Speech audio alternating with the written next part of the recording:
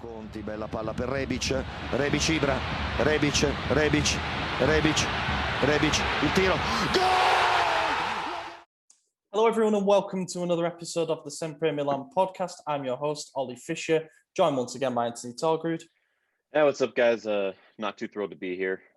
Fresh off the defeat to Napoli, about 20 minutes past, so kind of a downer today, but we're here, we're ready. Have fun. And Jan? Yeah, same. What he said. Yeah, pretty shit, innit? Well, last Sunday we had the thing of recording, a few hours after a big win against Hellas Verona, and we actually recorded a segment on Friday, which is going to come later in the episode, with a Manchester United fan after we'd equalised in the last minute against them on Thursday night. So this feels a bit different. It's a bit negative. I don't really know how to feel about it. Just seeing us lose 1-0 at home to Napoli. I think probably the kindest thing that you could say about our performance was that it was pretty wasteful. I mean, we had a number of shots from the edge of the box that either didn't test Ospina enough or landed in the second tier, which was not ideal. And then Politano was the man who scored the winning goal just, a few minutes into the second half. We gave the ball away. I think it was Dale who gave the ball away. Got hit left wing to right wing pretty quickly. And then, Politano scored. That wasn't it. I mean, there was some late drama. Calhanoglu went down in the box. VAR took a look at it. Most of the replays show there was contact, but the amount of penalties we've had this season, I wouldn't have been surprised to see it given, but I almost didn't want it to be given because then it's just another stick to beat us with after a poor performance. And then there was Ante Rebic getting sent off for calling the ref son of a whore. So that's not ideal either. He's looking at a multi-game ban for that. We don't condone it. We do not condone Well, let's be that. fair. I mean, he didn't lie. He didn't lie. No, I'm not thrilled with the ref, but also I'm less thrilled with our performance. Dalo was atrocious. Gabia looked like a player who hasn't played since December. Shocker, that's what he is. Tonali looked great. Kessie had a rare off game, and unfortunately, with all the other absences, our best player can't be having those off games. John and I were talking about this prior to the game starting, but the problem right now is we don't have enough players to make the consistent chances we need to score because the players we do have do not put away every chance they create. We don't have a guy like Zlatan that could make something out of nothing. Like Leao had one where he could have scored. The Tonali free kick that Rebic could have scored. I mean, there were chances, but these are players that need 2, 3, 4 chances before they can put something away right now. And we just don't have the depth for that at the moment. And it's not because we're short on players on the roster. It's because we're short on healthy players. We got how many injuries do we have? Like at the exact moment, like 15? Ridiculous. We had 6 going into today. Obviously, we're missing Ibra and Mandzukic, who would be the 2 more natural centre forward options. I don't fancy just missing Mandzukic anymore because I don't think it don't feel like he's being part. I don't think it's being part of the team. Here. Yeah, I did. I wrote something earlier on him. At the minute. He's due to get 1.8 million net salary. He's played 158 minutes so far, and apparently he won't be back before Fiorentina. So, I genuinely thought you were going to say 158 seconds. Like I don't remember anything. It might as well be, might as well be. I think,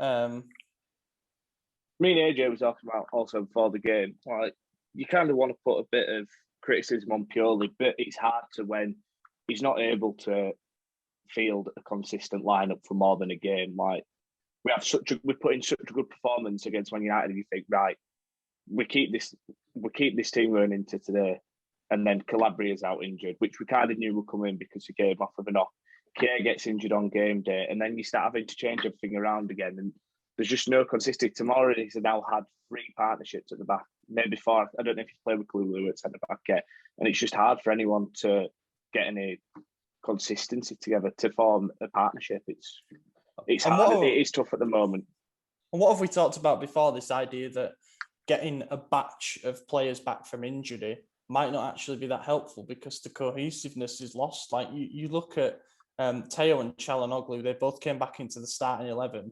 I personally thought Calhanoglu was dreadful. We clearly were so clearly trying to force the play through him, but he just isn't there. Like he isn't making the same decisions with sharpness. I think he's really struggling with not having his usual players around him. But then you can't have that when we've got a contract saga ongoing and he's demanding the salary that a leader in the team should be getting. And he can't do it without those players around him, or that's how it seems, you know. If he was to play against United and scored a brace on Thursday night, then I'll probably eat my words. But I just don't see that happening at the moment. It looks, you know, in his defense though, he played with Castillejo and I can't even think of Krunic.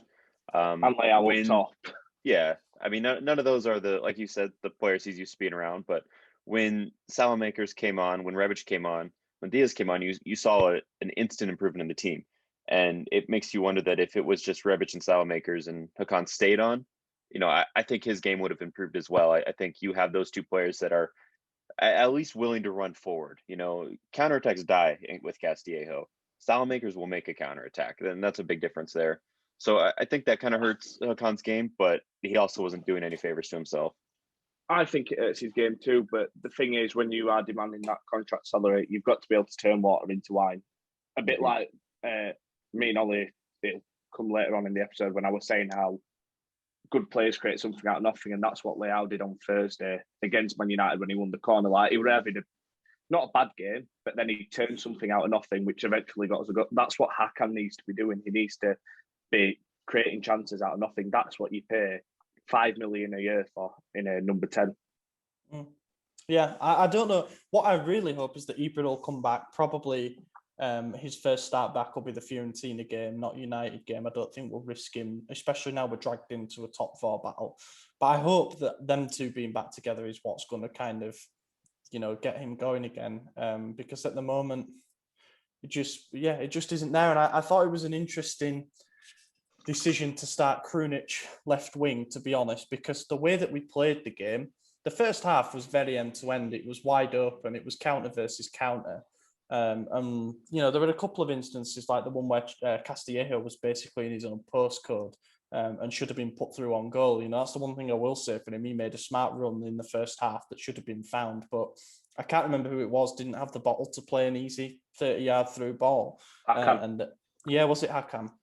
So, but if we were setting up to not play the way that we have been by keeping the ball, passing combinations, trying to create dangerous opportunities in and around the edge of the box, and we were actually just going to play gung ho, which is our normal way of playing for the counter, you got to get Brahim in that 3 because the way that he's been getting his head down and dribbling, I think that would have been more beneficial than Krunic, who was set up to fail today, in my opinion, and he did. He was not good. I disagree with that. I would have started Brahim, but over Hakan. I would have let Hakan get more rest because he clearly is not ready yet. And I still would have kept Krunic because I think while I've given Krunic probably more slander than anyone else in the podcast over the last season, I think he's definitely earned that spot over his last few performances.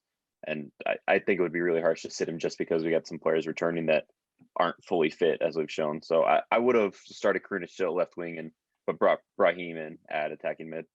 I would have potentially been tempted to play Krunic at attacking mid and play Brahim as a winger. You know, we know he's done it before, but what we haven't seen really is the chemistry between Krunic and Teo on the left wing. You know, we haven't really seen that dynamic. But yeah, it just didn't click. None of it clicked at all. I mean, we switched off for the goal. Gabia, I don't think he had a terrible performance. I don't think he had a great performance either. Did he look rusty at times? Yes, but I think the problems were more on the right side of our defence. Insigne, time after time, was making that attacking run to the corner of the box, you know, at the right corner of our box. And he was getting through. The first time shot saved, luckily. He had another shot that thankfully was straight down Donnarumma's throat. And he had the one that he lifted onto the roof of the net. Kept doing that time after time. We're lucky that didn't result in a goal. And then, Dallo gave the ball away as we were trying to launch our own counter. Quick 3 passes. They're open on the left side of our box where he's got between Gabia and Teo Hernandez. And he'll make that shot 9 times out of 10. I think it shows how much we miss Calabria and Salamakers as a duo on the right-hand side when they're not playing. Calabria, both of them are influential to the way we play, and people don't like saying it. They say Calabria's poor, this, that, the other, but they are. We just look when Salamakers came on, we looked so much more attacking. I know Diaz and Rebic were a part of that, but just right hand side looked a lot more confident when Salah came on, and then on the goal, I think Delort were at fault for it. I think Kessie were at fault for it. I know he kind of slipped. He went for the interception, but I think he could have done something a little bit better. And then part of me, and I don't want to do it too much, but I feel like Donnarumma could have maybe done a bit better on it. He did get a slight fingertip to it that slow-mo showed, which was like, if you're there, can you get something more on it? But this is where the arguments come in. At 10 million a year, that's a save you have to make. He's only going one way. He's only going far bottom corner, so I understand that side of it. He seems to have been a bit shaky lately, because then there was that point where he said that Insigne lifted it onto the roof of the net and he was caught in no man's land on a room. He wasn't on his line. He just wasn't anywhere. And Insigne could have put it in the top. Night. Yeah, as he was on Thursday night. And then the mistake against Udinese, like, little things keep popping up now. The closer and closer it gets to contract renewal, where you start to think, is 10 million too much for him? And he's one of so many points. What I was saying to AJ, you pay 10 million a year for someone like Haaland, a striker that's going to win your match points. You can win games with a good shot stopper as long as you've got a good defence in front of you. Donnarumma is a luxury player. He's not a necessity like a striker is, if that makes sense. And that's not me slamming Donnarumma. That's just something I feel that I'd rather pay that money for a striker that is going to win games out of nothing, as opposed to a luxury shot stopper. I understand it, and also I very rarely agree with Ahmed Badir, but he rightly says there's always going to be a limit to how influential a goalkeeper can be. Exactly. And that is right, and I think that's what you were saying there, Jan. I've literally just read that apparently Leao's got an injury. So who are we going to play up front? Next Rebic. That's it. Exactly. Pod's over. Website's liquidated. Krunic up front. It is then. That's going to be fun. Rebic can play up front on Thursday, can't he? So he's not banned for Europe. It's not be all and end all. Just banned for Fiorentina. Oh no. I mean, Zlatan's got to come back. And here's the thing: do we you look at it? And I kind of said this in jest, but like halfway serious in the chat pre-recording here. We play Juventus, who's 1 point behind us with the game in hand, and we play Atalanta, who's 4 points behind us.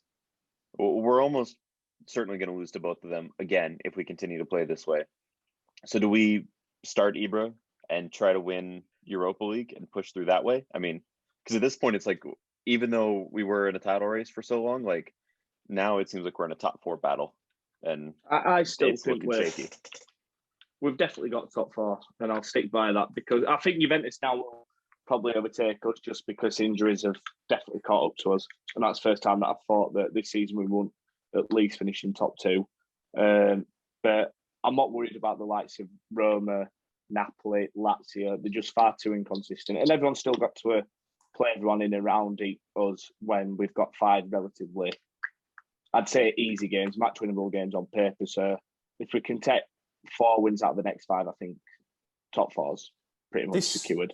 This stretch should be make or break for our season. Not even the games against Juve and Atalanta away. It's these next 5 that are coming up in the league, because we're getting players back. We are going to get Benacer and Ibra back, and we're going to. Do we even start Benacer at this point, though? I mean, he came back once, looked poor, got re-injured. So now he's looking like starter material. I say we continue start him. Just let Benacer rest for the rest of the season. We'll get Benacer back, we'll get Ibra back, but then we'll lose Tonali and we'll lose Leao.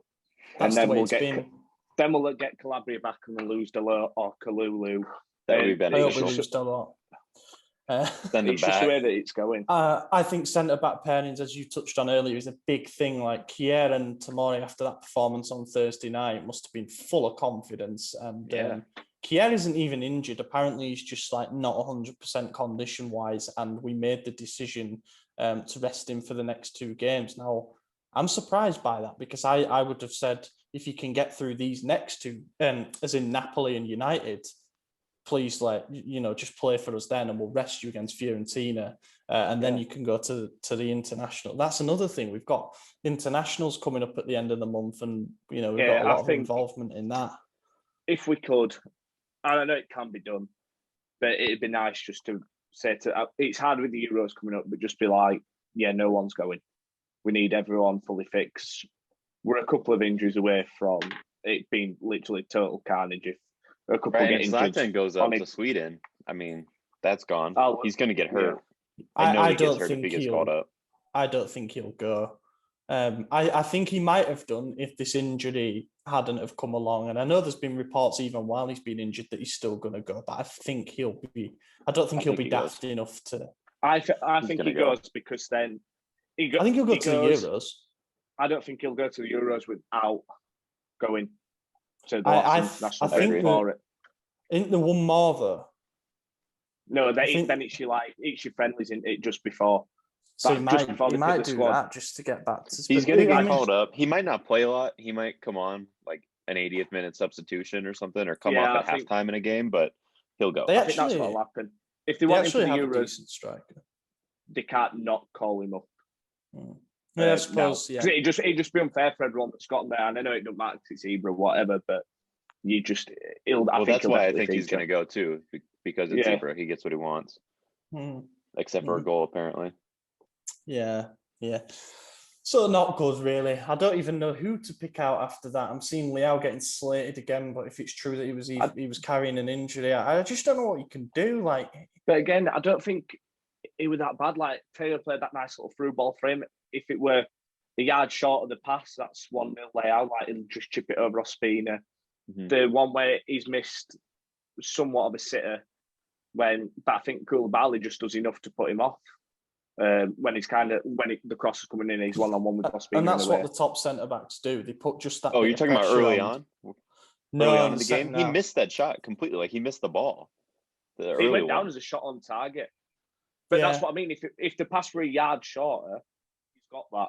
He has the space and he's not as under pressure. Yeah. And then there was the other one as well where there was the one where Hakan hoofed it long for Leao and he managed to push Maximovic off the ball and he squared up with him on the edge of the box and curled his shot just wide of the far post. Again, I just think if he's in form, if he's firing, he probably at least tests the keeper there. That's where it's just wasteful all around. That's where you pay 10 million for a striker who finishes all them chances. Leao's not a striker; he's a left winger, and he's still very young. But that is where you pay your strikers your top money to finish them. Like Ibra to finish 2 of them. If you get, I'm dreaming here, but if you get someone like Haaland, he finishes them shots. That's what you pay your big money for. Are we worried about ruining Leao? I think he's going to self-destruct.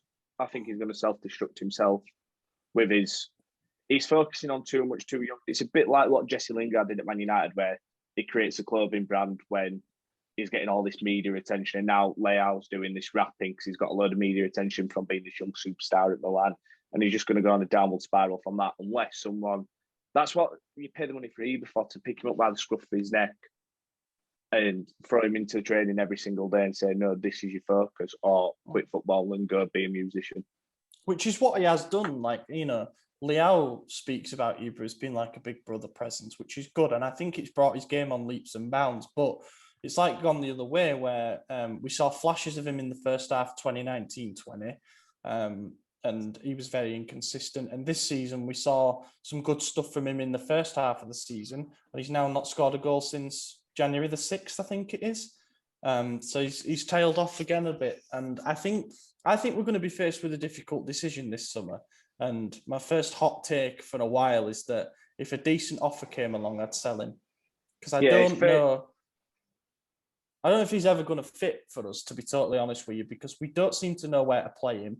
I think his ideal is probably as a sort of support striker in a 2 up front formation. Because he says he likes playing closer to goal. He played centre forward for Lille, but he clearly can't do it on his own because movement in Serie A is great, but he's going to get marked out of most games, and we've seen that. And on the left wing, I wondered if his path's going to be blocked because he seems to Pioli seems to prefer the work rate that Rebic offers, and he always is gonna. I think 30 million, I'd be like, yeah, let's let him go. You can bring in a top quality winger, or you could put that 30 million in Belotti for a striker. And we've still got Hauger, Krunic, I suppose, Rebic. So I'd be tempted to say 30 million. So in a perfect world, Zlatan's fit and healthy and able enough to play another year, we renew him.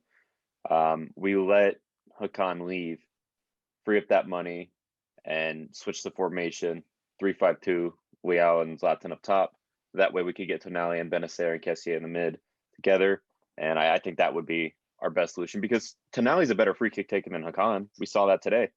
And he's a better passer. He's better all around midfield player. I think that would be more important to get on the pitch consistently without having to worry about getting rid of, Tonali or Kessié. And with the way Hakan's playing, with the money that he supposedly wants, I think it might be better to let him go and, switch the system up a little bit. It's not a crazy difference from where we're at now. I think it's one that we could adjust to rather quickly without having to restart everything. And it would bring out the best in Leao, having Zlatan up the top right next to him. We're at a point now where I think, especially at home, can it possibly get any worse? Like, we seem to have been figured out with the 4-2-3-1, in the sense that our results against teams around us that play their system better haven't been good enough. We know that. And then also, you look at the game like the Hellas Verona game, we didn't really play a 4-2-3-1 in that. We just played like a fluid front three, and they were going all over. I mean, Dalot went from left back to right wing at one point. Kessié was playing as a centre forward at one point, as he did at Old Trafford. So it's as if even Pioli's now like, just do whatever, just act on instinct. So that's why I'm thinking maybe they have something in their mind about a potential switch this summer, which would be interesting. And a good manager, a good tactician doesn't have just one system. He has a system depending on the opponent he's playing. It's a chess game. You got to pick your formation based on what your opponent's lining up in. We know that there's very specific formations that are going to overrun us in midfield. We need to adapt for that. We need to change to counter that. And we should also be able to change to counter other formations and better ourselves, depending on the players we have available to us. So I think that would be one of the weak spots of Pioli, is he needs to be able to adapt a bit better in that aspect. But, we didn't get Pioli to be this masterclass brain man. We got him to stabilize us and get us out of this Giampaolo mess that we were in. So there's work to be done there. But I mean, I think we're on the right path, but there's tweaks that need to be made. I know I've said it before, but he did adapt like multiple times really quickly early on. Did Pioli when he first came in? He had a terrible run of games to start, and the performances improved towards the end of those. But he started by playing two up front when Ibra came, Ibra and Leao, to solve our goal scoring problem, and that worked. We started scoring goals. Then he realised we didn't have much stability in midfield, so he changed to like a 4-3-2-1, and then eventually he settled on a 4-2-3-1. And it looked like we'd completely mastered it. And in fact, we had, because we went on a ridiculous run, as we know, went unbeaten in God knows how long. And then now we're in a position where I think he just needs to adapt again. But I don't know what that is without completely changing. And I'm a big advocate of three at the back, as you know. I just worry about the chances of it succeeding straight away when we're entering such a crucial stage in the season, and we're doing it. We can't do it mid-season. It would have to be next season. That's the only way. But then we don't even have enough center backs to play three at the back right now. How are we going to do that? We can't make that change right now. Then it's like, say for example, we do get top four and we win the Europa League. Why would you change the winning formation? I mean, that would imply that we get trophies. Yeah, but that would imply that something's working with the 4-2-3-1. That would imply that our fortunes have gone up from where we are now. I think it is working, but I just don't think we're having any luck with injuries. I don't think it'd matter what formation we play right now, no matter how good we could be at a 3-5-2, 4-4-2, whatever formation, when you've got to change the lineup every single week and you're making 3 or 4 adjustments to the lineup. Like, yeah, we haven't looked great at the minute in the 4-2-3-1, but when you've had close to 2 consistent lineups in Verona and then United, and then we're putting 2 brilliant performances like that, and then you have to make 4 or 5 changes to this one, it's so hard to get consistent performance and get everyone playing together. And I know that's what training's for, but you go into training with a couple of days before the game with the intention of playing this lineup, and then you have to drop Kier on the game the day of the game, and then Gabia comes in, and everything just changes completely. And then you've got a whole new back four that haven't played together yet. And I just think it's tough. And I think a change of formation, I don't think is necessary. Yeah, I'm talking over the summer for next season. Yeah, no, I get that, but I think once everyone's fit, I don't think we'll need to see a change in formation. I think we'll just see the success that it brought us post March lockdown last year. One thing that'll be interesting to see is if anything changes over the summer with regards to the fitness department, because there has to be some things pointed there. You know, yes, we've played the most games of any club in Italy because we had to qualify for the Europa League throughout the summer with the trip to Ireland and Bodo Glimt and then that game in Portugal. And Pioli's finally come out and said it. He said before playing 3 times every 8 days is a stimulant. Today he come out after the game and said that we're feeling the weight of it. And that's the first time that I think he's really said it as a proper negative. And I wondered if some fingers will be pointed at the medical department because of the nature of the injuries, so many of them being muscle injuries to the same players over and over again. You know, Benacer hasn't had a great run of games. And yes, Tonali has been good in recent games, and Mate is starting to show that he might be a bargain at 7-8 million. But Benacer is still Benacer. He was massively important for us last season. And I still think he's our second best midfielder when he's fully fit, obviously. And then obviously you've Ibra. Have we rushed him back again? There was the whole thing before the Sassuolo game pre-Christmas, and he got injured before that because he was probably trying to rush back for it. So many things that, like, imagine if we don't get top 4 now. You know, we're going to look back at so many different turning points and be like, it was that, you know, it was this injury, it was, and I don't know, I'm just worried. Don't want the tide to be too negative though. Speaking of Thursday night's game, me and Jan spoke to Dale O'Donnell from Stretty News about the game at Old Trafford and also about the return leg that's coming up this Thursday night at San Siro. So thanks to Dale for joining in, and insert clip. So we're delighted to be joined by Dale O'Donnell from Stretty News. You can find him on Twitter at @O'DonnellDale. Obviously, Manchester United fan. Great to have him on the show. First of all, want to ask you what your thoughts were when you saw that the two teams would be facing off again. Obviously, natural instincts as a football fan is you want to avoid drawing the bigger and the better teams until the latter stages of the competition to give yourselves an easier path. But with this being a fixture that's steeped in so much history, is it just, you know, the right game at the right time for both teams? Yeah, unfortunately, we've been in the Europa League quite a bit in the last few years, and there hasn't been many ties that, you know, wet your lips. When we got AC Milan, it finally felt like the kind of draw that you want to get in the Europa League. These two teams, clubs, belong in the Champions League. I think we can both agree with that, and we're trying to get to that stage again. So I suppose it's nice if you look at both teams domestically. Big improvements this year. You know, second place. I think at the start of the season we weren't expecting to be kind of sat in this position now. So we're both kind of at the same stage and competing, sadly, in a second-rate European competition. But I don't think it'll be too long before both clubs are challenging in the top the most prestigious competition. Yeah, that's the thing, innit? That's what everybody said. Every pundit, every fan said that this is a Champions League tie being played in the Europa League. I mean, we've played each other. Well, last night was the 11th meeting. We're recording this on the Friday as a sort of between the legs kind of thing. Last night was the 11th meeting between the two teams. The previous 10 before it had been in the Champions League and in the knockout stages of the Champions League as well, which I think says a lot about, you know, the stature of the two clubs. We've both suffered a bit in the last few years, I think it would be fair to say, in terms of perhaps not challenging up at the right end. For us, we haven't been in the Champions League since 2013-14, which was not good. Obviously, yourselves, you won the Europa League, which Ibra played a big part in, but unfortunately, he couldn't play a part in this game. But my argument was that it was a perfect draw, certainly from our point of view, because we are still in a title race of sorts, into the kind of surging ahead a little bit at the moment, but we're still in striking distance in a sense. So, you know, to play a team like Manchester United, the tournament favourites at the moment with the bookies, was good, because either we beat United and show that we have the pedigree to go on and win the competition, or we lose and we get knocked out earlier than the semi-finals, or lose in the final, let's say, which we might have always been destined to do if we got United later on in the competition. So I thought it was a perfect draw. Jan, you were pretty buzzing as well. You've seen us at Old Trafford.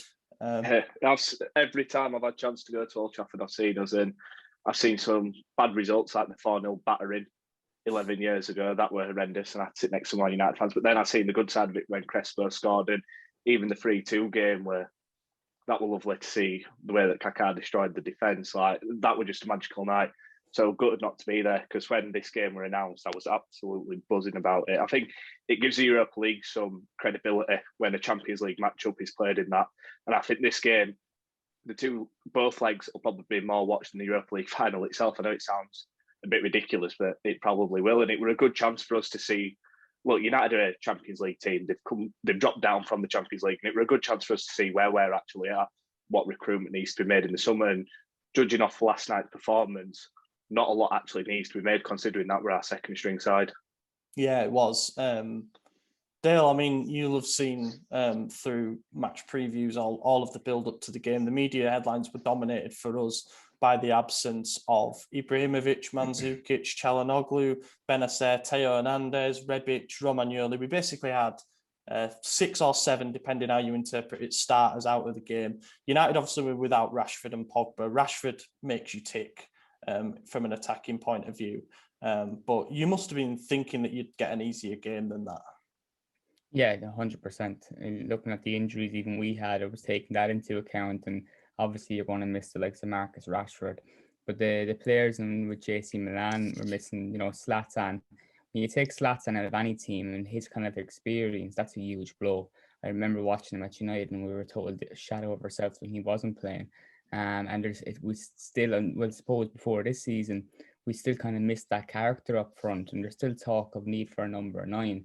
It's very hard to replace a player like him, and AC Milan are going to learn that again in the coming years, sadly. But looking at the players that we did have and the players we didn't have, I think Paul Pogba was a massive loss last night. You mentioned before we came on about Bruno Fernandes, and I said to you on our Q&A that he's the player to watch out for if he gets the ball in around those tight spaces in around the box. The problem with United is you start with Matic and you start with, what was it last night, McTominay. It's too slow, and it's very easy for Milan to mark against Bruno Fernandes being on his own. He's easy to cancel out of the game then. So it didn't take us until the second half to really get going. It's disappointing. I don't think that was a good United team last night. Good night performance, really below par. We didn't play as well as we can. But that also, Milan deserves some credit because they didn't make it easy for us. You know, our defense is problematic, and your answer to replacing Zlatan proved to be problematic for United. He did. He's had some criticism, but the number 9 that we played last night, Rafael Leao, he's only 21 years old. He signed. Good. Yeah, he's been criticised by Milan fans, who are not the most rational fan base, as I'm sure you know as a United fan. He's been criticised for not doing an awful lot, but sometimes you don't have to have the ball to have an important contribution. I thought the way that he moved, the way that he stretched the United back four was pretty good, and it opened up spaces for other players. You know, Krunic on a couple of occasions had chances to shoot on the edge of the box and didn't make the most of it. We managed to get the ball out wide. Dalot was playing as like a wing back at times, and you know, if he'd have been a bit more decisive with his deliveries, then it could have been a different story. Obviously, Kessié very rarely shoots actually nowadays, but he got that one that sat up nicely, and he half volleyed it into the far corner, and I'm still not really sure what that was disallowed for. They said handball, but I've not seen an angle yet that suggests that there was a blatant, clear and obvious handball. But it's what it is. I suppose we don't have to moan so much about it since we did end up getting a goal. But yeah, I was happy with it because Pioli's kind of got this reputation now as a manager of turning water into wine. And even when we have to play with a weakened, a depleted team, we still manage to cause problems for a lot of teams. And I think that was the case last night. And I was surprised as well by United. I don't often agree with a lot of what Robbie Savage says for obvious reasons. But he made a good point on co-commentary that United were missing a creative presence at number 6. Yeah. And I thought that was right. We didn't even have to really aggressively press McTominay or Matic that much because they were giving the ball away without us doing anything. You know, the amount of times that they just tried to fire a 20-yard pass into Bruno and there was a player stood between every time. We did a good job of cutting off the passing lanes. Bruno, on the couple of occasions, he did get the ball in dangerous areas. One time he won a free kick for a foul by Salamakers, and the free kick hit the wall, I believe. And then the second time he pinged that beautiful pass over the top for Ahmed Diallo, who I think's, you know, based on the very brief glimpses we saw at Atalanta, I think Diallo's going to be a real player. And that hurt us. Yeah, apart from that, I was surprised. I mean, I saw United against City. I thought it was a really mature performance, new to play to their strengths and to limit City's. I don't know how many times it is now, but it seems that Solskjaer's got the better of Pep from a coaching point of view on multiple occasions now. And I thought that the clash of styles last night might result in a bad performance and a bad result for us. But that wasn't really the case.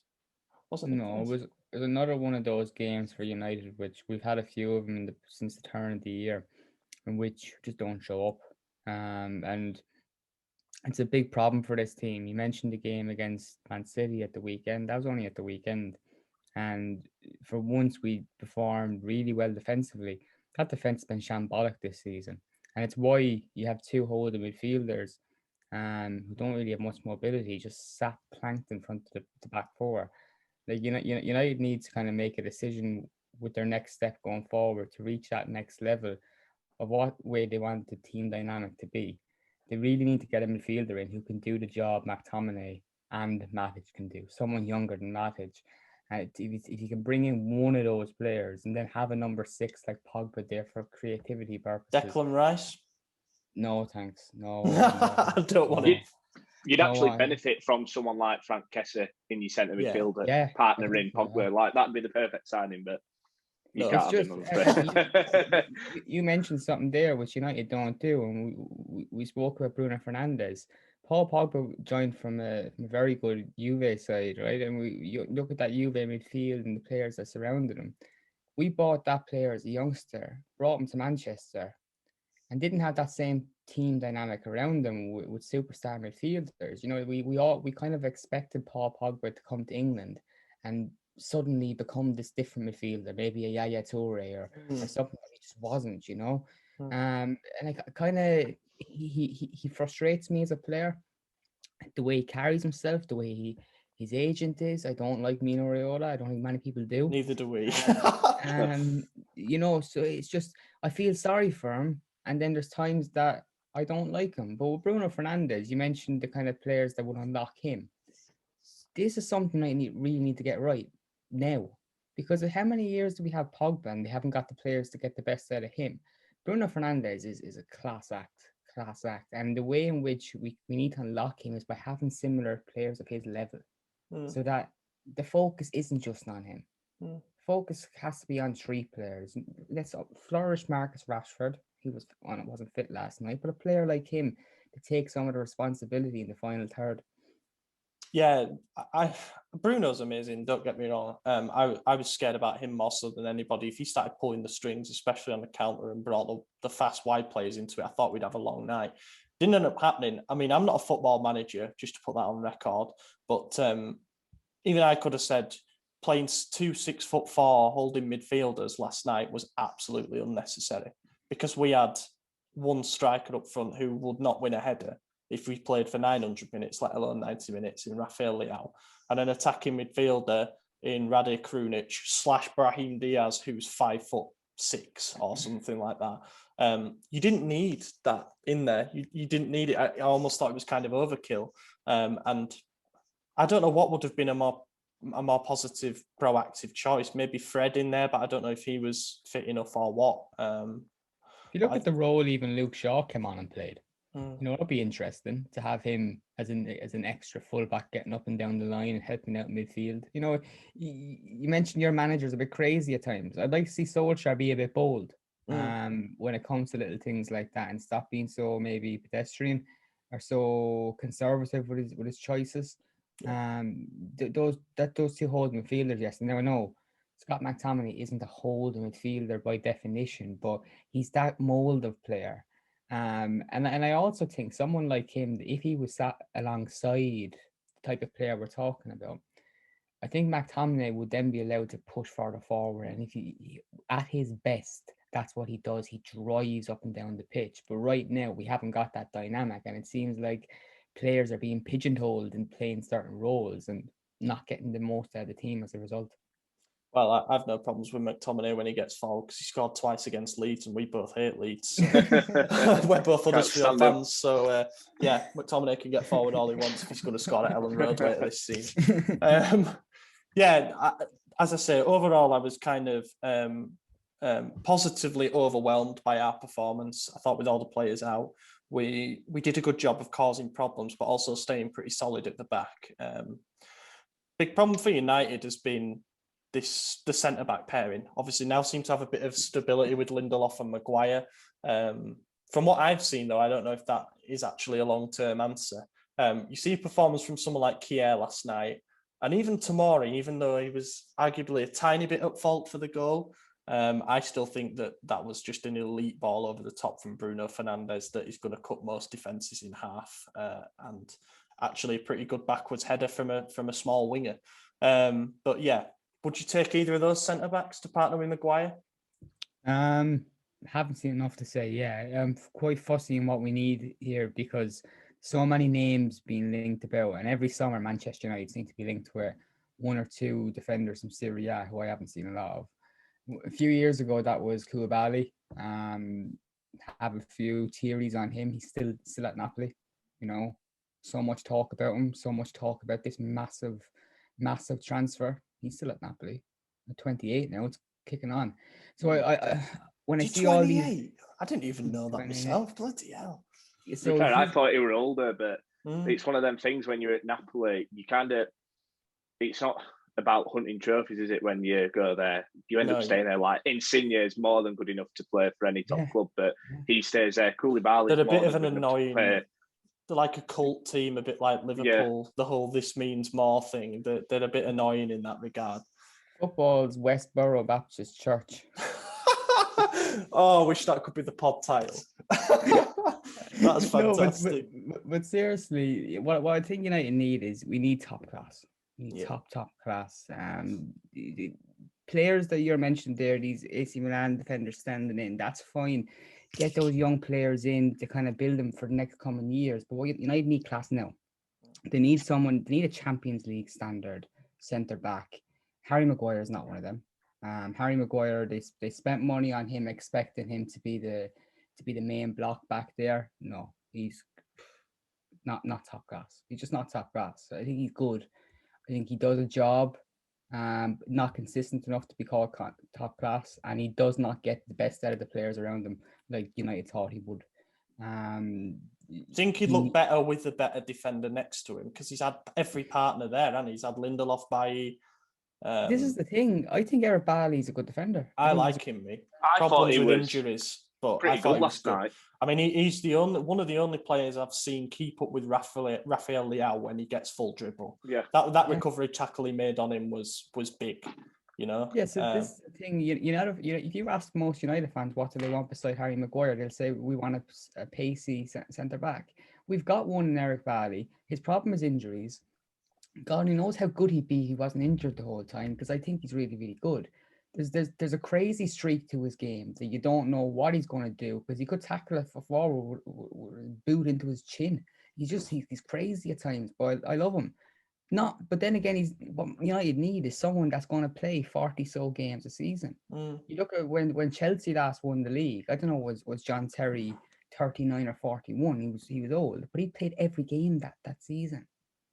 every single game he was that focal point back there. And you look at the great Milan teams and that you don't win leagues chopping and changing your centre backs. You have two centre backs, and that's who you go with. So right now Solskjaer has three, and none of them are what they need right now. So there needs to be an investment there then in the summer. One other question mark there's been about United, and I say this because there's been links with Gigio Donnarumma in recent days. I don't give them too much credibility. For all intents and purposes, everywhere this side of the Alps. Yeah, well, yeah, everywhere over here says basically. I say over here, I'm in England. In Italy, says that he's gonna stay and gonna renew. It's just a case of whether he signs like a bridge contract, so 1 or 2 year thing. So we delay it and talk about it again after the effects of the pandemic on finances are done and all that. Or he might sign a long-term contract, whatever it may be. But he has been linked with United. He could arguably a little bit at fault for United's goal, but other than that, it was a pretty solid performance from him. Obviously punched that header over the Martial thing over the bar. But yeah, there's question marks about your goalkeeping position with De Gea currently basically absent for personal reasons. I believe he's back in Spain. Is that right? He's back. He's back in Manchester as of Monday, but he had a baby last week. Yeah, so fair play. And then Henderson. Now, I really like Henderson. I think he should be England's number one moving forward. However, get the impression that he does still have those odd match costing mistakes in him. Now, I don't think there's 100% of the blame on him for that equaliser last night at all, because I think Solskjaer said it best actually in the post-match press conference. That's clearly a set-piece routine from us where we've gone to block runners at the near post so Kier could get there, and he got a clean connection, and Henderson was backpedaling already. That's maybe the one question mark you can add, and he got a hand on it and he could only put it in the roof of the net. But yeah, upgrade at goalkeeper needed, and would you take Donnarumma?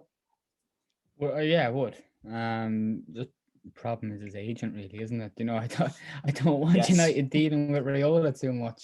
And he also has a great striker that Manchester United would love to sign in Haaland as well. So it'd be crazy if next season I'm looking at the Manchester United squad list and Paul Pogba still there alongside Donnarumma and Haaland. Like, part of me be very excited, and the other part of me think, when is this going to blow up? Yeah.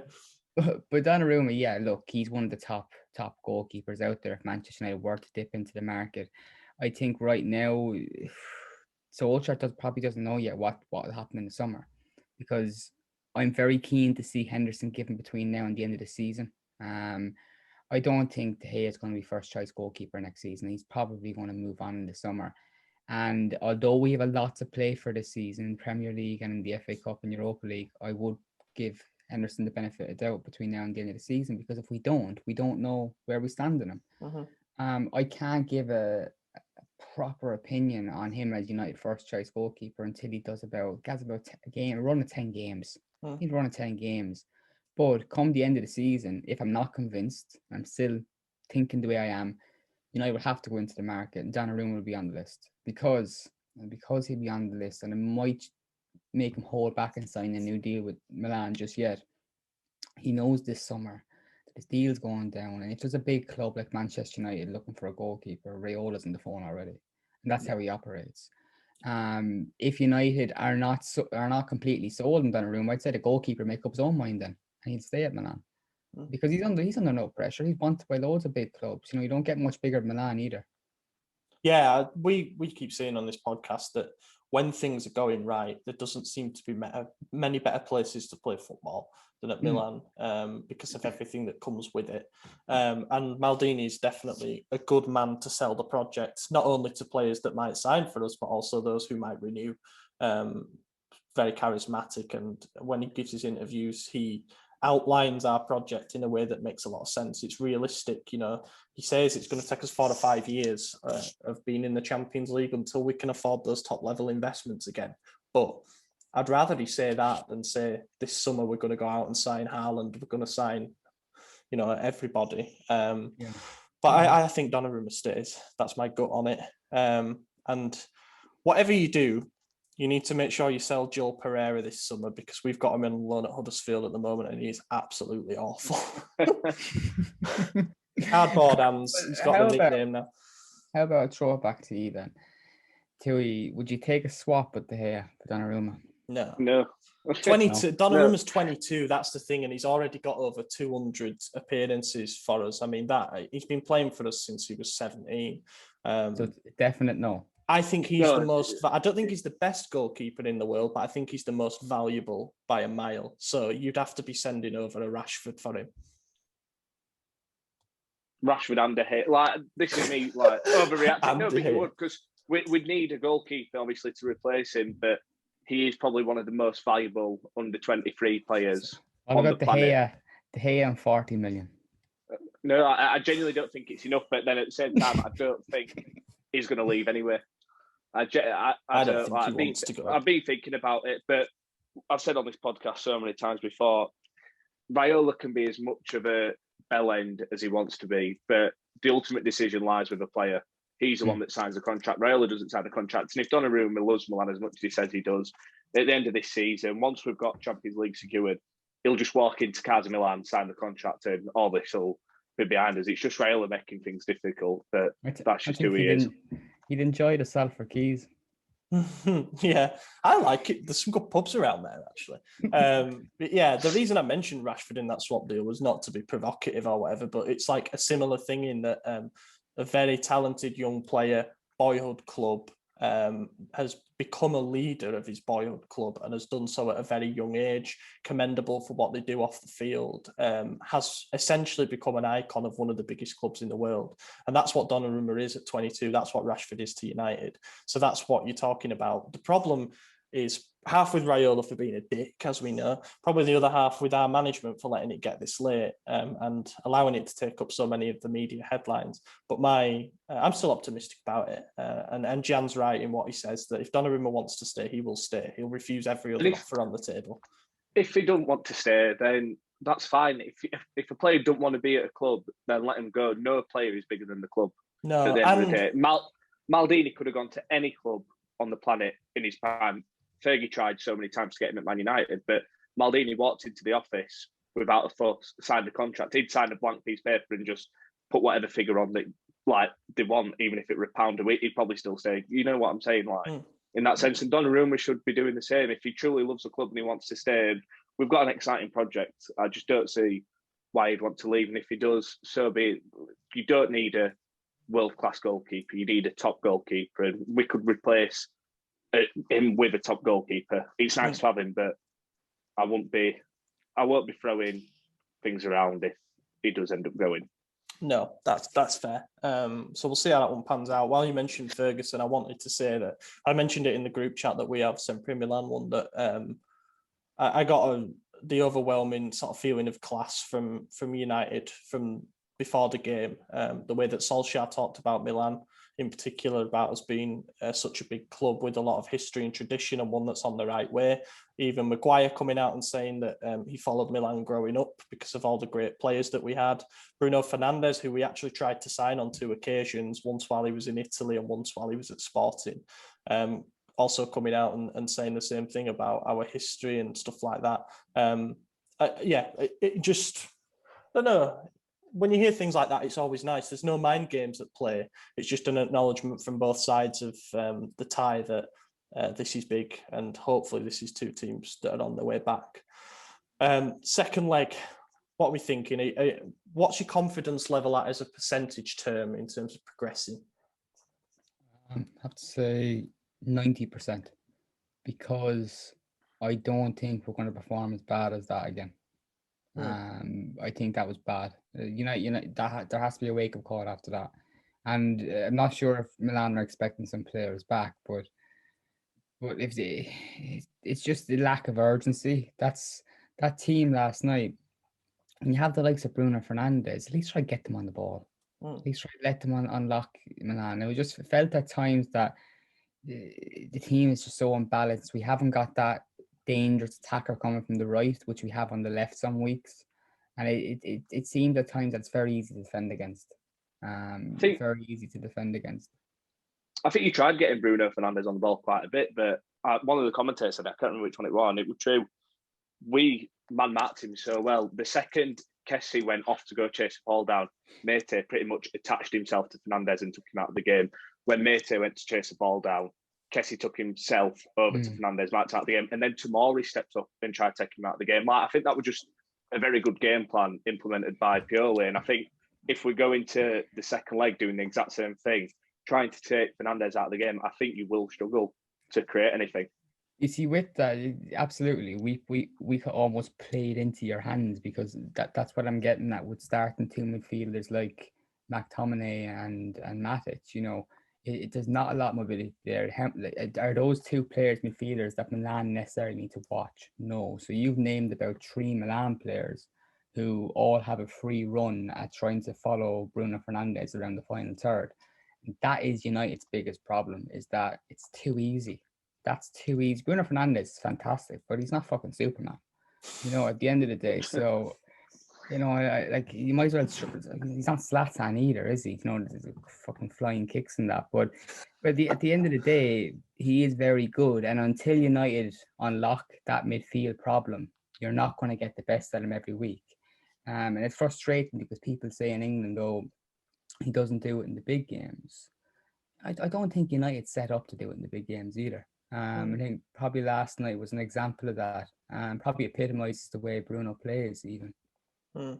Yeah, I think in the big games, the top players and the top managers will mark Bruno out of the game, so he's going to be he isn't going to be on form in like necessarily the big. I know that's what you pay the money for, but when you're coming up against like a Pep, who will set players to mark him on it, that's where you need your other players in and around, like you said, that help unlock him. So it's not all down to Fernandes. And for me, this is where my confidence comes from on Thursday. If we play like we did, I don't see us going out.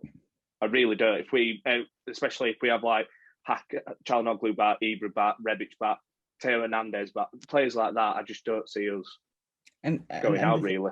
The thing is, well, if you look at English football, I don't mean to keep banging on about this midfield problem with United.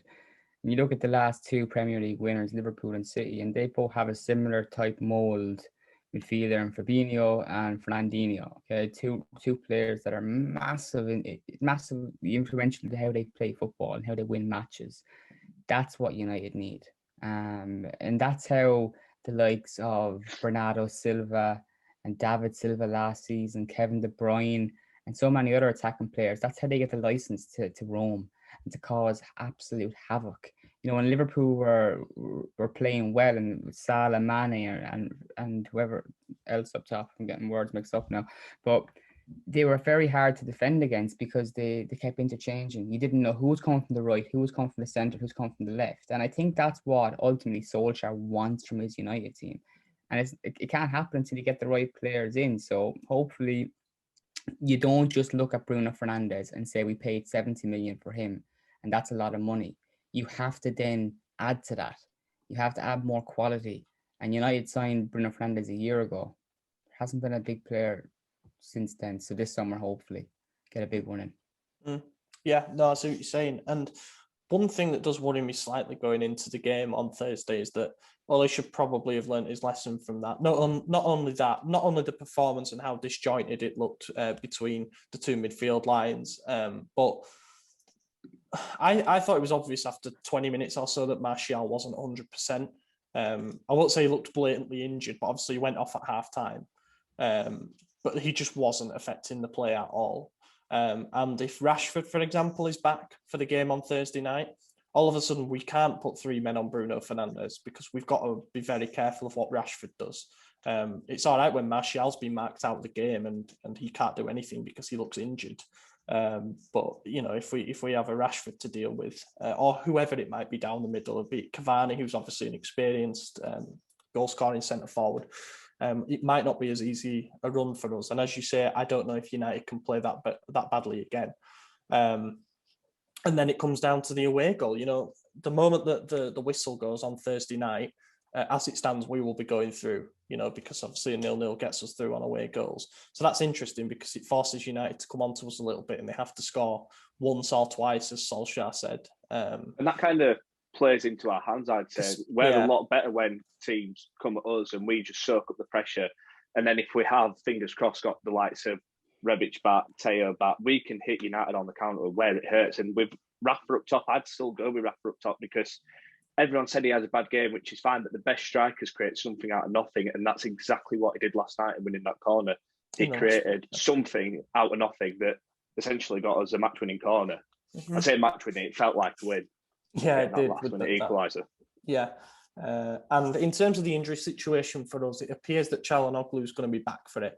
So that's going to be big because we don't have to shoehorn anyone in there. I thought Brahim, you messaged me during the game, Dale, and said, is Brahim Diaz always this good? And I said, no, he does blow hot and cold.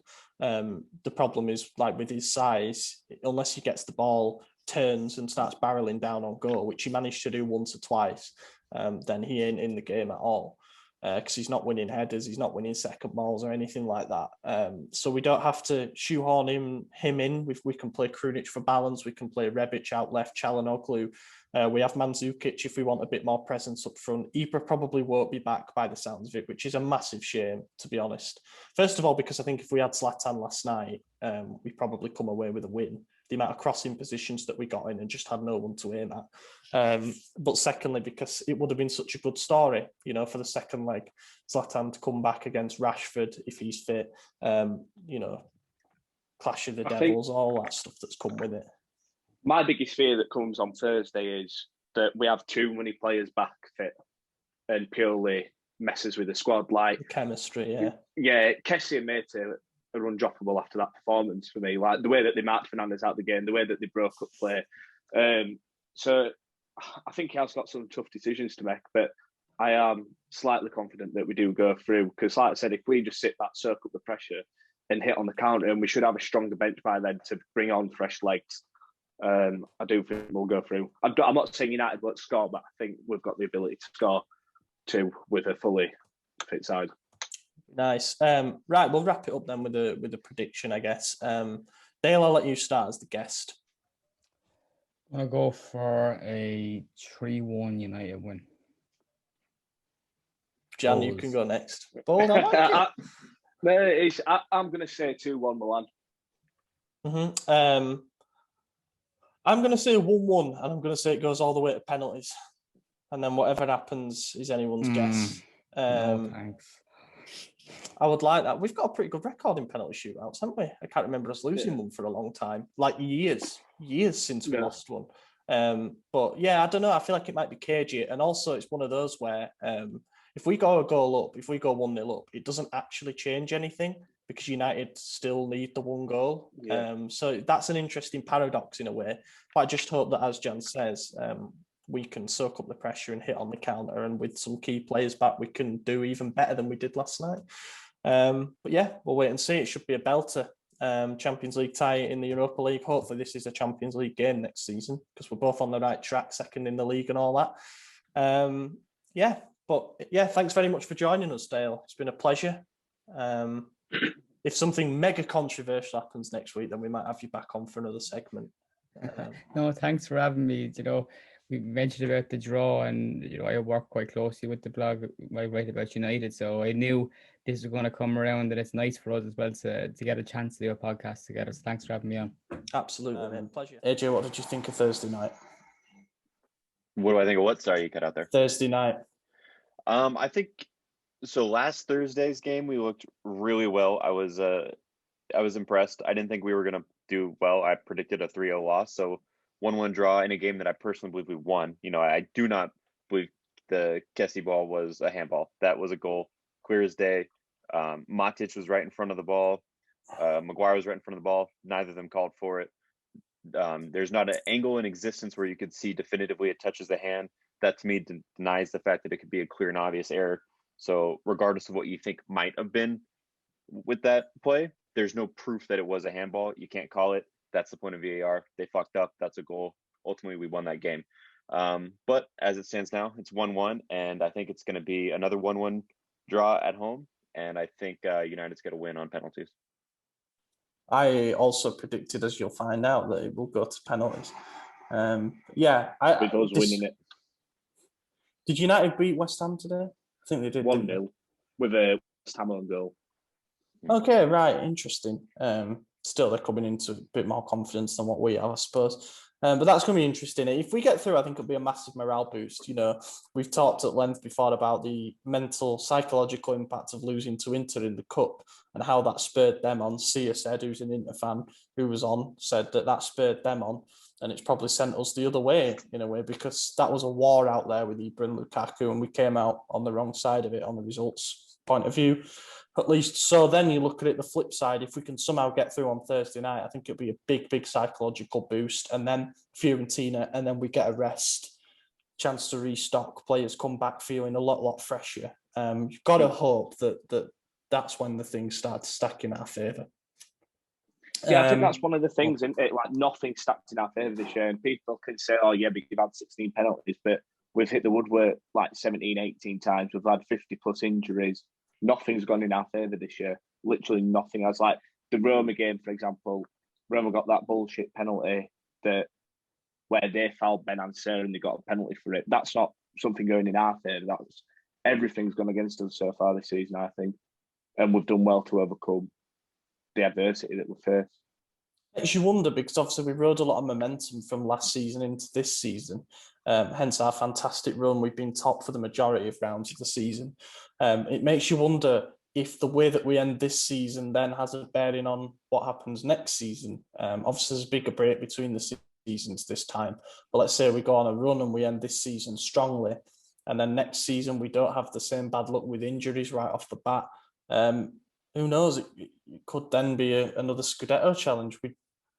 We don't know at this point. Anyway, Fiorentina, Sunday night, last game before the international break. Just another game that I'm never confident about is winning away at Fiorentina. Feels like it's been a while since it's happened, but it probably hasn't been, has it? We did it last season. No, we drew 1-1 last season. That was when Cutrone went down, didn't he? I have no idea, to be honest. Late penalty. Oh, that last season as well. Yeah. Fair enough. We drew away. So, yeah, we beat them in 19 away, 1-0. Okay. 2 seasons ago. Hakan scored assisted by Suso. The funny It's going to be a scrap. I saw Fiorentina and they, it was Dusan Vlahovic first half hat trick, and I just want to go on record now as saying that I would love for us to take a punt on Vlahovic this summer. He's only 20. I think he's 22 now. He's got double figures goals for the season in Serie A, which is great. But just his skill set, like he's big physically. He's actually got a bit of pace. He uses his physicality, good in the air, actually quite good technically for a big man. Can quarterback the attack quite well. Sounds a bit like Ibra, doesn't it? If you're going to bring in a young centre forward and you're going to stick with one up front, then he might be the ideal kind of profile to bring in and let him grow under Ibra for a year, because it sounds like Ibra's getting another 1-year deal. So yeah, I think that. I mean, we had the idea of going for him. I think over the winter window we wanted him. It was mentioned a few times on the podcast, so I'm still game. That's like we said, the ideal profile to replace that. Well, the ideal profile is Haaland, but that's not happening. So Vlahovic is next in line, and I'm okay with that. I think that would be a good pickup. John still wants Belotti. I know that. Although he's going to be worth about 8 million euros when they get relegated. So at that point, even I'd say yes. But Belotti's is about to hit the peak of his career, and I think if Torino go down or when they go down, it'll just be stealing a no-brainer. And that's not to say don't go for Vlahovic too. Get rid of Leao, bring in 2 strikers, maybe. But yeah, I'd still pick Belotti over him. I don't understand the arguments on both sides, to be honest. Fiorentina prediction. So, what I was going to say is I was quite impressed with how they played yesterday. They seem to have dragged themselves out of any real bother. But they're still, again, another team that I might have picked as a surprise top 8 candidate before the season, but again, have massively disappointed. That seems to be the theme with them over the last few seasons. That being said, never seems to be an easy game at the Frankie. It might just be one of those where we need to win ugly. It feels like a while since we've won ugly. You know what I mean? Like we were used to grinding out those 2-1 wins away at Bologna, away at Sampdoria, just finding a way to do the business. And we'd come on here and say, well, the good teams find a way to win when they're not playing well. Well, now we just need to find a way to win, full stop. That being said, I'm going to go for a 1-0 win. I think well, I'm not 100% sure. I do think Fiorentina is one of the easier games in the league. I just don't think they're a good team at all. But I do think our away form is better than our home form this season. But it really comes down to the fact that we have no players right now. So it just depends. If Zlatan's back and we do play him, I think we'll get a win. If not, we still might pull off the win. We've had 15 different goal scorers this season, so never say never. But it's going to be tricky. If we do win without Zlatan, it'll be, like you said, it'll be an ugly win. But I'll go 1-0 for us. I can't predict a single thing because I don't know if we're going into the game with a fully fit squad or Donnarumma up top. And I'm talking about Antonio. Like, that's the way that our injury crisis is going this season. But I think no matter what happens in the United game, I think we'll either be wanting to bounce back and get a good win, or we'll ride the confidence of the United game and get a win. So I'm going to go either way. 2-0. Like it. We've all gone clean sheet, which is very bold considering the way that we've defended. Just read one more thing. Antonio Donnarumma's up top, I'll go 3-0. Near post header. I'd have him on corners, actually, based on some of the deliveries that went in today. Anyway, our home record now is 17 games, 6 wins, 7 draws, 4 defeats. So that's pretty bad. Our away record, by comparison, is 13 games, 11 wins, 1 draw, 1 defeat. Our record... Sorry, one sec. Our record when scoring first in games in Syria is 17 wins, 1 draw. When conceding first, 9 games, 4 draws, 5 defeats. Yeah, we have not come back all season, and that's not going to change. So we need to score first, and we need to not play at home. Yeah. I think with the home games, it's been routine losses. I know there's no such thing as a routine loss, but Atalanta, Juve into the Napoli, you could probably schedule all 4 of them down at the start of the season. I think it's the draws that have been the major issue, and they're the points that we're going to look back on come May and be like, well, that could have got us the Scudetto, or God forbid we don't finish out the top 4, but inside the top 4, but I think we will. They're the points that are going to matter. Just silly games where we've dropped them. But like I said, the 4 losses are routine losses, I'd say. Or ones that you should. I'd hoped we'd jump to hurdle, and those were no longer routine losses, and that we'd turn those into 2 wins and 2 draws or something. But we're not quite there yet, and I think that shows we've got another gear to go into. Right, boys, question time. So it's always fun after we lose. We seem to get Pioli out. Yeah. We did have that exact comment actually on our ratings from today. I thought that was an interesting conclusion, but teach their own.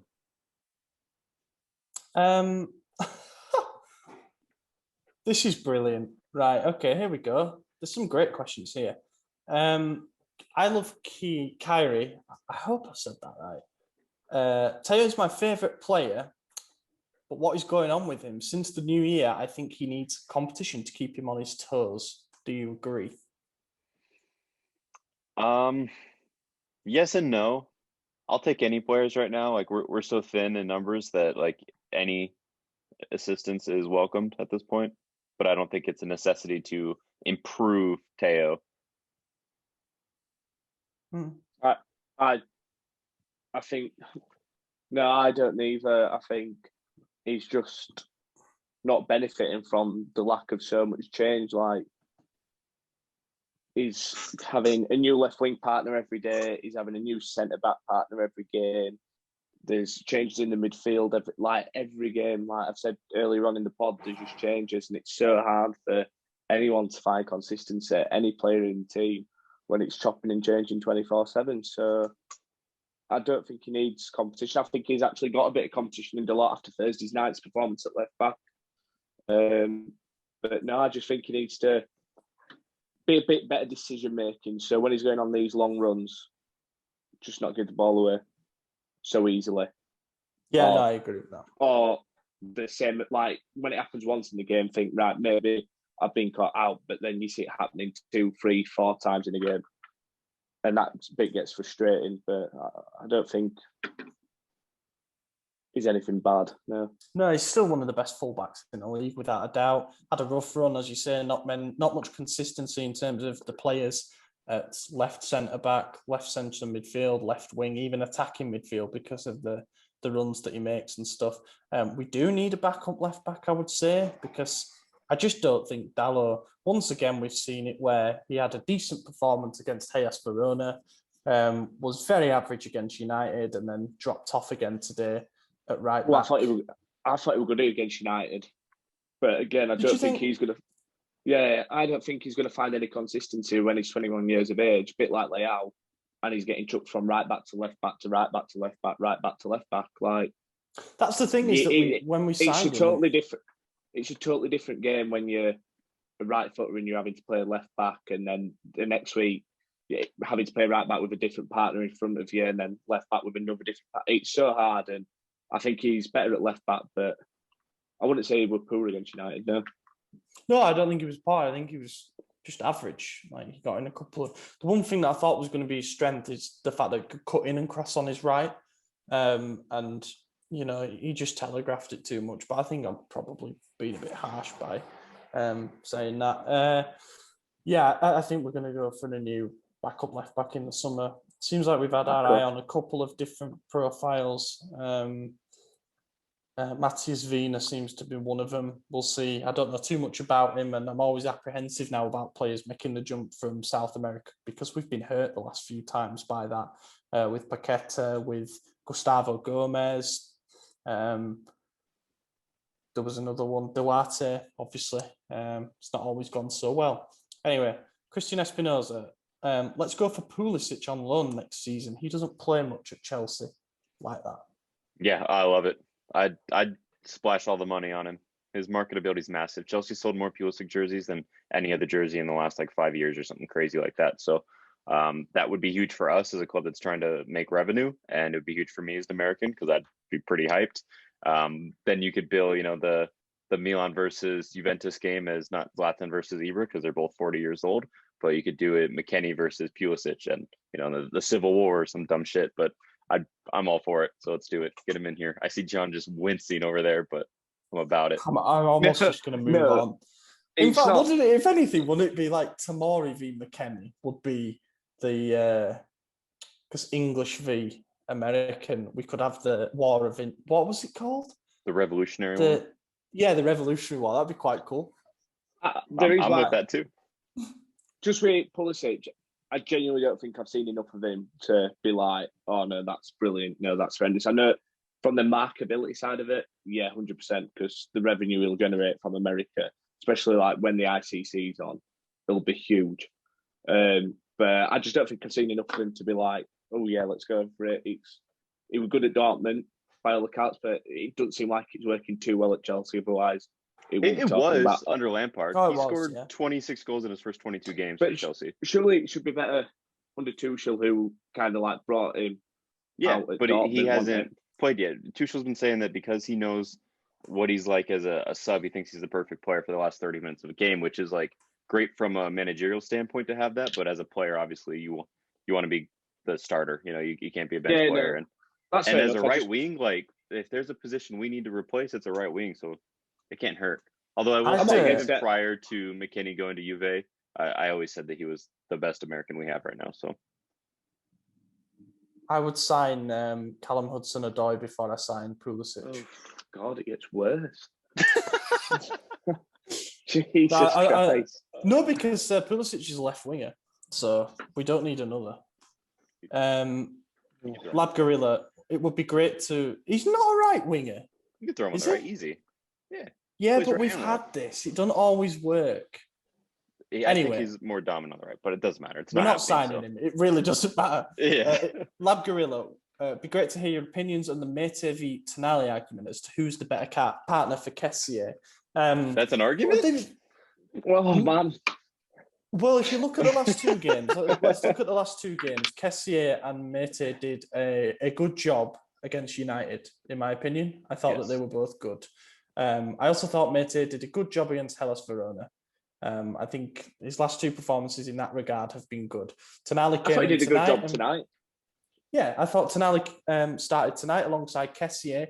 And Kessié wasn't at his dominant best, but it's understandable. I mean, Christ, he's been carrying the team for about a month. And I thought Tonali was good tonight. I thought he was very dynamic. I thought he won a lot of balls back. He drives play forward, quite like we thought, or we're used to Benacer doing. When both of them are on the game, it's Kessié, Tonali. I still think Mete is a very useful ace to have up your sleeve if you need a bit more physicality. Yeah, it's Tonali. Tonali is the clear winner. I mean, look, we have what is the option on Mete? 7 million, 8 million? 8 million. 8 million. And he's slowly showing glimpses that he could be a 16 to 18 million player. That's a fantastic deal. That's exactly what you need off the bench. That's a perfect backup rotation player. But Tonali, we signed him, with 35, 25, something like that. A lot more money. You play the player that you've invested in. Yeah, Tonali's the better partner, and I'm a big fan of Mete. I've stuck up for him since he signed because I just say he needed a bit of time to get into the squad, but it's not really a contest. I think we'll get Mete a lot cheaper if Torino go down. I think we'll end up signing him, even if he ends up being a 5th choice midfielder. I think it'd be too good of a deal to pass up, and it'd be shades of Bakayoko if we miss out on him. And at the rate these injuries are going, having a 5th choice midfielder is a necessity for us. So yeah, we need about a 27th choice midfielder. Yeah, at best. Greg Lind, with Salamanca's work rate and Leao's poor form, would you be willing to experiment with Sally? I like that nickname. With Sally as the striker, pushing Leao back to his natural left winger. No, it might be out there, but Rafa is not giving us anything up there. Fuck it. At this point in the season, I'll try anything. No, because I'm going to say no because Salamanca's technical ability is dog shit. Sorry, but it is. He ain't that. He's a system player. He gives us balance. He works really hard. He gets into dangerous areas. Yes, he'll score you 4 to 5 goals a season. That's what he's on course for. But no, I think he's got nice finishing though. I actually like his shots. I think they're solid, and they come out of nowhere. He's yet to score an actual good goal. One that he sort of created himself. They've all been. He scored 2 in a row that were like near post. That just levered. How do we play? We play long ball over the top, cross and pray. That's what we're doing. So why not let him up in the middle? I think it can't hurt. I mean, well, it could hurt, but I don't think we should try it like anytime. It could definitely hurt. But it'd be fun in preseason ICC. Just see what happens. I'm not against it. I don't know if it's like the solution. But I think I like the tinkering, I like the thinking here, and it's a possibility. And pretty soon we're only going to have 12 players we could call up, so he's going to have to do it. I'm against it for the pure fact that we're such a much better team with Calabria and Sally starting on the right, and I think that's just a fact now. I think when you watch it, when they're both on top of the game or just both playing, we look a much better side than we do when one of them or both of them are outside. And I don't understand why putting Sally up front allows Leao to go to left wing because Sally plays right wing. So that would be. I guess it just means Leao doesn't have to play up front, so he can move back to left wing, and then whatever happens. Yeah, but then I would play Castillejo playing right wing, and I wouldn't see the benefit. I don't know how to explain this. So this is just a gut choice, hot take. I would play Castillejo up front before Salamanca's. I think he has size. John's ready to quit, man. He's ready to have a beer. We have a vacancy for the podcast. So if you're from Yorkshire and you, the vacancy's for Madison though, he's just not showing up. Yeah, I agree with the Castillejo thing, just because when we played against Verona, it was kind of like him and Leao were interchanging up front. And sort of Castillejo playing as a false 9. This is a good question. Sonio Rossoniero, Sandro is his name, asks, is Pioli's soft core approach to man management the reason why we relapse after every good performance, i.e. the way he showers his players with praise after every win, but barely says anything or even looks angry when they play terribly? That is a good question because we've really praised Pioli's man management. We call him a psychiatrist as much as a head coach. That was me who said that. And talked about the way that he's put his arm around players and brought the best out of them. I think that's right. I don't think he's been very... We talked with Sia on that pre-Inter podcast about how fascinating it must be to have a guy like Conte as a coach, but also infuriating at the same time. He just blows up when things aren't going his way. Would I like that? No. You know, you never want to be on edge about what your manager's going to come out and say. But at the same time, I ain't going to question it just yet, because he always seems to be able to get a rise out of this team. Whatever it took, we've bounced back. Now, if we were to go on a run of, say, 5 games without a win, I'd be like, oh, something's changed here. You know, something's not quite going right anymore. But for the time being, he's always managed to get them to you know, stand up and be counted. I think even after a bad performance, we've always bounced back. So I wouldn't say that going the right way about it would be slamming the players, especially when they're so young, because that's just going to drain the confidence. It's better not to say anything and just talk to them like individually on the training ground, in the office. And I think that's what he's been doing, and I think that's been working, because after nearly every bad performance, we've ended up coming out with a result. There's different coaching styles. There's the people like Pioli who praise, and there's the people like Conte who, you know, try to light that fire, and they're real rough on you. They're that tough love kind of father figure, whatever. And some people react positively to that. Some people react positively to the other one, you know, and none of us know how each player individually reacts. You know, only they know how they respond to criticism from someone close to them. So for us to sit here and say one way or the other, we're just blowing smoke up your ass. We don't know. So it might work, it might not. You know, if I don't know if Conte would be better for this squad or a guy like that, but obviously we're still in second. Shit's getting a little scary right now, but we're in a good position, so let's not change it. You know, I don't want to say that Pioli's system's bad just because he's being nice to players. I think that's silly. Pioli might have a soft core approach, but I don't think our other head coach Zlatan ever does. So it's okay having a manager who comes out and his arm around the shoulder and stuff, but I don't think Zlatan ever lets the levels drop, and he will tell players if they aren't pulling their weight, and that's important. He will, but he don't need to go out in the media to do it. No, which is why it's important. It's good that it can happen on the training pitch. Well, and how helpful is that message when he's not even playing? You know, like don't tell our players, hey, you're dropping the level. It's like, okay, bro, you've missed 17 fucking games. Like, who's dropping what? You know.